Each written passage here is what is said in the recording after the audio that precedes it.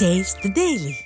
மதுரை மாவட்டத்தில் அங்கன்வாடி பணியாளர்கள் மற்றும் அங்கன்வாடி உதவியாளர்களுக்கான நேர்முக தேர்வு கண்துடைப்புக்காக நடத்தப்படுவதாக பெண்கள் குற்றம் சாட்டியுள்ளனர்.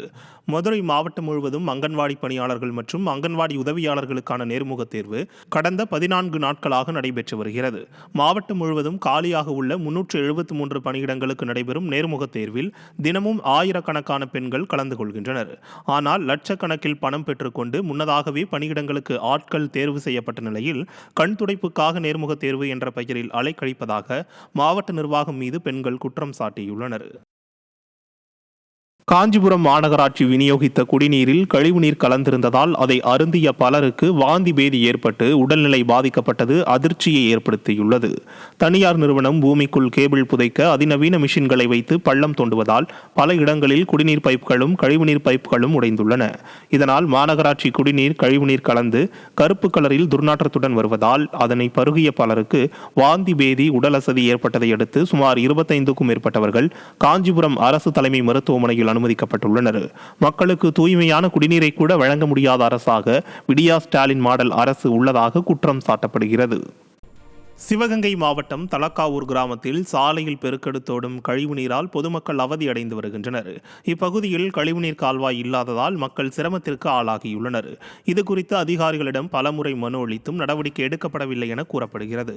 எனவே ஆழ்ந்த தியானத்தில் உள்ள நிர்வாகத்திறனற்ற ஸ்டாலின் அரசின் அதிகாரிகள் உடனடியாக விழித்துக் கொண்டு கழிவுநீர் கால்வாய் அமைக்க விரைவில் நடவடிக்கை எடுக்க வேண்டும் என பொதுமக்கள் வலியுறுத்தியுள்ளனர். திருப்பத்தூர் மாவட்டம் வாணியம்பாடி அருகே முட்டைக்கோஸ் விலை வீழ்ச்சியால் விரக்தியடைந்த விவசாயி ஒருவர் டிராக்டர் ஏற்றி முட்டைக்கோஸ்களை அழித்த சம்பவம் பரபரப்பை ஏற்படுத்தியுள்ளது. ஆர்மணிபெண்டா பகுதியில் சுப்பிரமணி என்பவர் 3 ஏக்கரில் முட்டைக்கோஸ் விவசாயம் செய்திருந்த நிலையில் 1 கிலோ முட்டைக்கோஸ் 3 ரூபாய்க்கு விற்பனை செய்யப்படுவதாக கூறப்படுகிறது. 1 ஏக்கருக்கு 1,50,000 லட்சம் ரூபாய் வரை செலவு செய்து பயிரிடப்பட்ட முட்டைக்கோஸ் குறைந்த விலைக்கு விற்பனையாவதால் விரக்தியடைந்த சுப்பிரமணி அறுவடைக்கு தயாராக இருந்த முட்டைக்கோஸ்களை டிராக்டரை ஏற்றி அழித்துள்ளார்.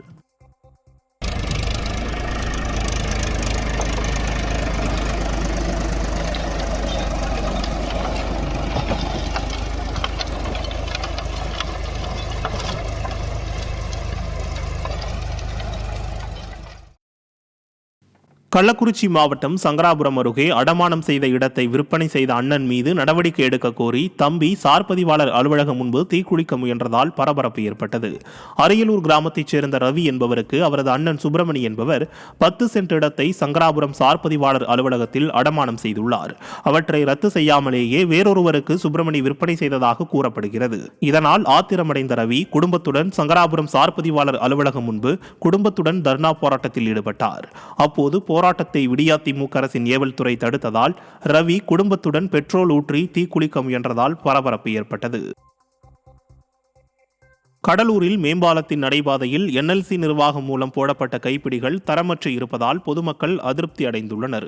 விருத்தாச்சலத்தில் மணிமுத்தாற்றை கடந்து செல்வதற்காக உள்ள மேம்பாலத்தின் நடைபாதையில் பொதுமக்கள் பாதுகாப்பாக நடந்து செல்ல இருபுறமும் கைப்பிடி அமைக்கப்பட்டது.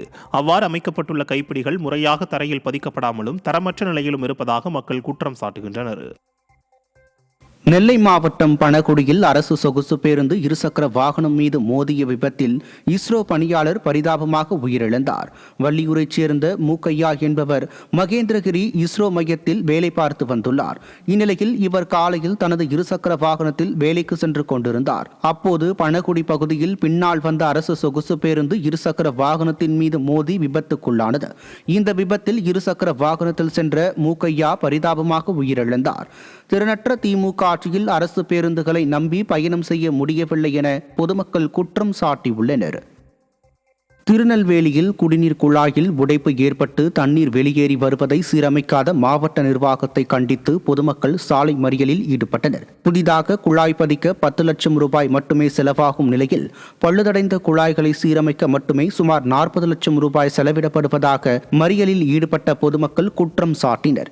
குழாய் உடைப்பு தொடர்பாக பலமுறை புகார் தெரிவித்தும் அரசு அதிகாரிகள் நடவடிக்கை எடுக்கவில்லை என குற்றம் சாட்டிய பொதுமக்கள் உடனடியாக நடவடிக்கை எடுக்காவிட்டால் மாநகராட்சியை கண்டித்து மாபெரும் ஆர்ப்பாட்டம் நடத்தப்படும் என எச்சரிக்கை விடுத்தனர்.